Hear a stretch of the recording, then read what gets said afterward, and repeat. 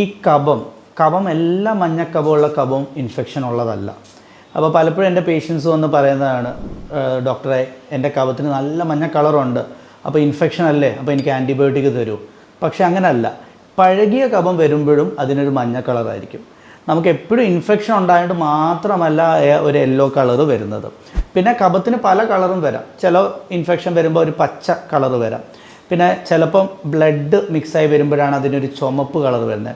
പിന്നെ ചില ആസ്മ അങ്ങനത്തെ അലർജി ഉള്ള ആൾക്കാരിൽ കഫത്തിൽ ചെറിയൊരു ഡാർക്ക് കഫമായിട്ട് വരാം. പിന്നെ ചിലപ്പോൾ ഒരു ഫംഗസ് പൂപ്പൽ പോലത്തെ ഇൻഫെക്ഷനൊക്കെ ഉള്ള ആൾക്കാരിൽ കറുത്ത ഒരു ചെറിയൊരു ബ്ലാക്ക് സ്പോട്ടിലും വരാം. അതുകൂടാതെ ചില അലർജി ഉള്ള ആൾക്കാരിലും ഈ ബ്ലാക്ക് സ്പോട്ടിൽ വരാം. അപ്പോൾ കഫത്തിൻ്റെ കളറിന് പല അർത്ഥമുണ്ട്. എല്ലാ കഫത്തിൻ്റെ കളർ വ്യത്യാസം, നിറ വ്യത്യാസത്തിൻ്റെ കാരണം ഇൻഫെക്ഷൻ അല്ല.